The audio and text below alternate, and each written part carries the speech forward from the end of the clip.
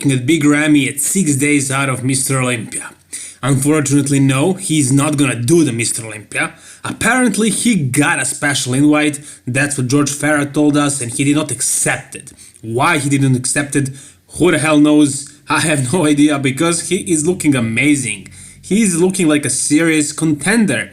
I know the lineup is not super deep, but last year, the top 3 that's gonna probably make 2019 Mr. Olympia beat Big Ramy. So Brandon, Rolly and William Bonac did beat him. He did manage to beat Dexter somehow. He was much bigger than him but much less conditioned, but still he was better than Dexter for sure. He was 6th place last year, and this year with this kind of shape, I don't know, I mean, he's not looking super shredded. He's not looking more shredded than he ever was. And that's what we need to see from Big Ramy if he wants to win the Mr. Olympia. And I think he knows that very well. And many people are talking about muscle maturity. That's also a thing with Big Ramy. It's not just conditioning. I don't know, really. I think he's training too long not to have muscle maturity. I think it's all about conditioning. His skin needs to get a little bit tighter, a little bit drier. I mean, these guys today, they don't want to push the envelope too hard. I mean, you listen to Dorian Yates, and he would get super big in the off season. But when it comes competition time, prep time, he would not care whether he's big or full or whatever. He would just try to get as peeled as possible. And that's why he would get very big. So when he gets super dry, he still looks big. And he was bigger than the other guys, so he could have afforded to lean down that much. And then he would go, as he says, in his own words, he would look like a middleweight bodybuilder. That's how shredded he would like to get. And that's what we need to see from Big Ramy. Size is not the problem. Look at this bag. Just look at all this mass. Look at the muscle hanging from his back. Look at the lower back. Lower back is so thick, so dense, it's insane. He is big. He's big as a house. And I think he improved even. I think he looks more detailed now. He gained muscle, probably. He gained that maturity. And for 6 days out, I don't know, he's not super shredded, so he probably wouldn't win the Mr. Olympia. I think Rolly and Brandon are probably going to be ahead of him simply because of the conditioning, probably even Bonac. But if Big Ramy somehow, someday, eventually, hopefully gets peeled to the bone, brings that 90s conditioning, the conditioning that Harry Chopin had, for example, the conditioning that Brandon Curry had when he won the Arnold Classic, Phil Heath conditioning, Sean Roden 2018 conditioning. If he would get that dry, that shredded, it would be game over for all the rest. And that's not news, basically, everybody knows that. What is the reason why Big Ramy is never shredded? I don't know, but I think he's not dieting hard enough. I think he could diet harder. I heard stories from other bodybuilders that were dieting on egg whites and spinach, pretty much for weeks before the competition, like 4 weeks out. Only that, 0 carb. Imagine that, imagine Big Ramy doing only that. I don't know what he's doing. Maybe he's doing that but his body's just not responding. Probably not though. I think he's not trying hard enough. But if he did, and if he did whatever it takes to get super lean, he could win the Mr. Olympia. I think so. This year was his chance. This year was his big chance because Phil Heath is not there, Sean Roden not there, Flex Lewis still not competing, and so on, Kai Green also. It's a pretty weak lineup, weaker than the years before, weaker than when Big Ramy took 2nd place in 2017. So it's his mistake, really. It's a mistake not competing this year, not coming shredded and winning the show. But it is what it is. Let's go with the next thing I want to talk about. Alright, so the next bodybuilder I want to talk about is Luke Sando, and as you can see right here, he's posing at 6 days out. Now, Luke Sando, I mean, I liked him a lot before, when he was a prospect. Now that he actually, got into those top ranks, I need to criticize him a little bit more heavily than before. Now he's one of the top guys, that's true. I mean, he was 3rd place at the Arnold Classic. So right now, as one of the top guys, he's not as good as I thought he would be because he is not consistent with his conditioning. At the Arnold Classic, that was his breakthrough. 3rd place at the Arnold Classic, that was just amazing. Amazing shape and everything was really good. Then later we had Indie Pro, we had Arnold Classic Australia, and he disappointed us. He didn't come super sharp. Right now at 6 days out, he looks pretty much the same as he looked 6 days out of Arnold Classic 2019. where he took an amazing third place, where he beat everybody except William Bonek and Brandon Curry. He did even beat Rolly Winkler and Cedric McMillan. Cedric was in his pretty much regular shape, but Rolly was way off. So I don't think he can beat Rolly at the Mr. Olympia, no. But he can beat Cedric if he comes sharp, again, as he was in 2019 Arnold Classic. Is that going to happen? That's a huge if. At a Tampa Pro, he was pretty conditioned, he was pretty good, but not super good. But I don't feel like he tried too hard for Tampa Pro. Now this is Mr. Olympia we're talking about, and I'm sure he will give all that he has in his tank. Although this was a long year for him, he competed in many competitions, and he really did try super hard for Arnold, but later at the Indy Pro in Australia, I don't know what he did, but he did something wrong. He was watery, he was way off. He was beaten by, for example, Steve Kukla, who was 10th place last year. He was beaten by Hassan Mustafa, who is not even at the Mr. Olympia. It was his pro debut and he beat Steve Kuklo. Akeem Williams as well. So, I mean, based on that, if he comes super sharp like he was at the Arnold, he can be very, very well. He can crack the top 5 or top 6 to Mr. Olympia. But I am not exactly expecting him to come that sharp. It's possible, since this is Mr. Olympia we're talking about, he's probably gonna try to push the envelope as hard as possible to come as good as he can be. But previous competitions showed us that he doesn't always come like that. And I don't know if he's trying hard or whatever, but just the track record speaks for itself. So if I was a betting man, I wouldn't bet on him cracking the top 6. No, because I don't know if he's gonna be shredded enough. This pose, the expect double bicep, shows a lot of density and thickness as he is super, super thick, but he's not very symmetrical in this pose. This pose just looks completely off. I mean, the right side and left side, very, very bad. Not good symmetry, but other poses are also very, very good, and he is very, very big. And again, if he comes sharp, which is not likely, he's gonna crack a top 5, top 6, but if that doesn't happen, top 10, yeah. What do you guys think? I mean, you cannot really think anything. It's all about him. It's all about what he's gonna do. So again, if he comes sharp, he's gonna crack the top 6, if not, top 10 or something like that. I mentioned Steve Kukl before, and this is his updated 6 days out or so, and I think this guy can surprise us. I think so, because at this in the pro, he really looked good. I mean, he does not have that deep cuts, a deep separation, that muscle maturity that is required for him to win the Mr. Olympia, but to place top 6, I think it's possible because he has the symmetry, he has the lines, he has the thickness, he's very, very big, he's very symmetrical, and he gets conditioned. Now, when he gets conditioned, he mainly gets vascular, and his skin does look tight, but you cannot really see the deep cuts, the separation, and I think that's just the muscle maturity thing. But is it though? Because he is not young, he's 34 years old. Once he was young and he was the prospect, many people thought that he will surprise us and be next Mr. Olympia, but that really didn't happen. Now, muscle maturity. What is muscle maturity? Honestly, I have no idea. They say it comes with years of training, and I heard Dave Palumbo saying that it is basically once your muscle mass gets maxed out, when you cannot really grow any muscle lengthwise, then your muscle fibers start growing onto each other or something like that, and then you get thicker and denser, whatever. I don't know if you can understand what I'm saying, but it's something like that. And basically, I don't really see that happening from just training to maintain, but when you're actually trying to grow and you cannot grow. I mean, you can watch Ronnie Coleman training for his 8th Mr. Olympia title, and he wasn't training any easier. The same thing with Dorian. And these guys were always training super hard, they were always trying to grow. And that's why they were so matured and they looked so hard. But then again, you have guys like Phil Heath who always look matured. So I don't know if this is a genetic thing, but probably genetics do have a big role when it comes to muscle maturity. And I'm sure training does as well. So if Steve Kuklo somehow gets matured before not too long, he can be one of the top guys. But as for now, if he just comes conditioned, very well conditioned, with this lineup, top 5, top 6 is actually possible for him. I think so. What do you guys think about him? Alright, and the last men's open bodybuilder that we're gonna talk about today is Sean Roden. Unfortunately, Sean is not gonna compete at the Mr. Olympia, but he will be at the Expo. So he's coming at the Mr. Olympia, he's coming in Vegas, but he's just not competing. So if they just banned him like that and he didn't like what I did, he wouldn't really show up at the Expo, right?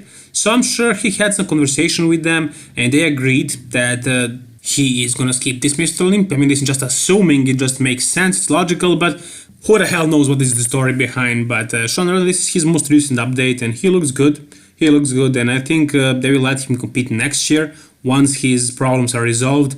Again, I don't know that, but I think so. I think it's a long time. It's long enough for AMI to reconsider that decision and for Sean to actually maybe compete at another show to qualify. I mean, he's already qualified by winning the Mr. Olympia, but he's a bodybuilder. He's a competitive bodybuilder at his prime, at his very best right now.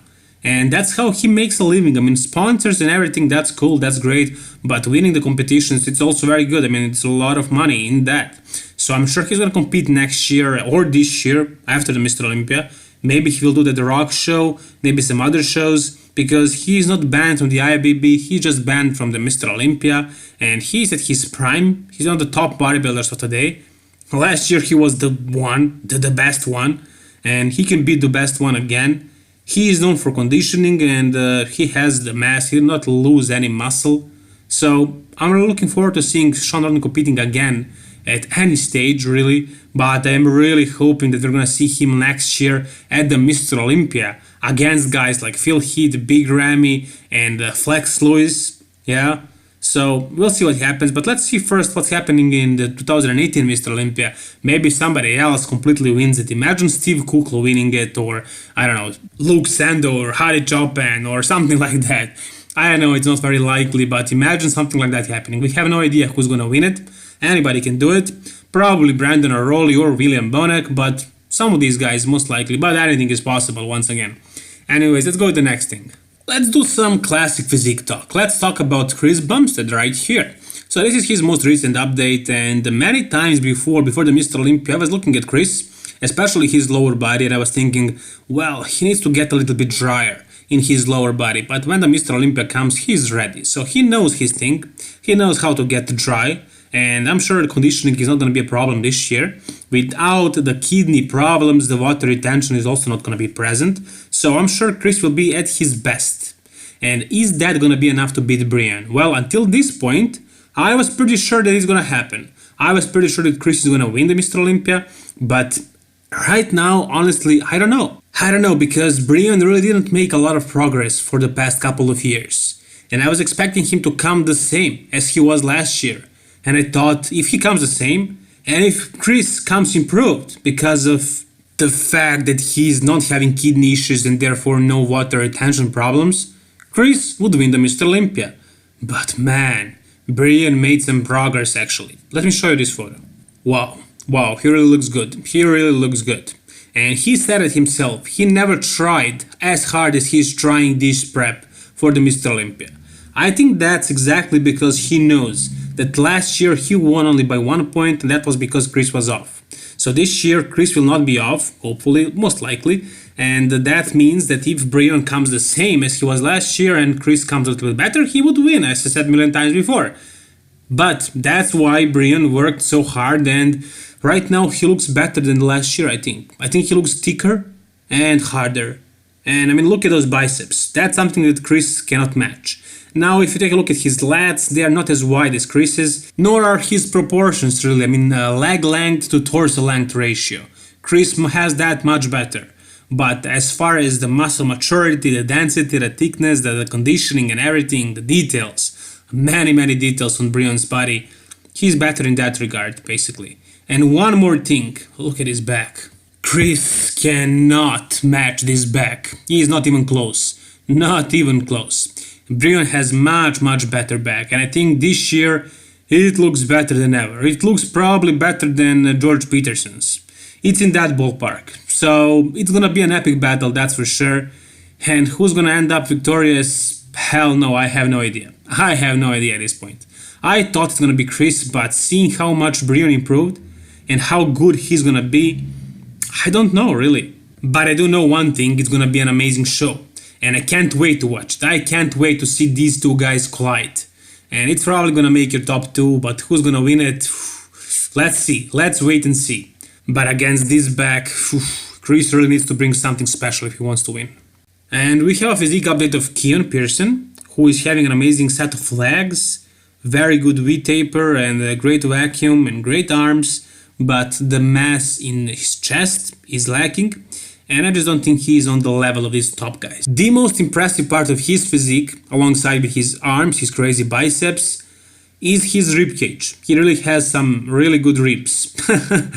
I'm just kidding, but yeah, his rib cage is really good and it makes a really good vacuum. But is this gonna be enough to crack the top 3? No. I don't think so. I think top 6 like the best case scenario for Keon. I don't think he can beat anybody out of that top 6. He was really good at the New York Pro, but these guys at the Mr. Olympia are just another level. They are not at the top for no reason. When the time comes, I'm sure Keon will reach the top, but not this year. I don't think he's big enough, I don't think his chest is full enough, I don't think he's matured enough. It's gonna happen, I'm sure he's gonna be in the top, but probably not this year. Maybe, I would be super surprised if it happened.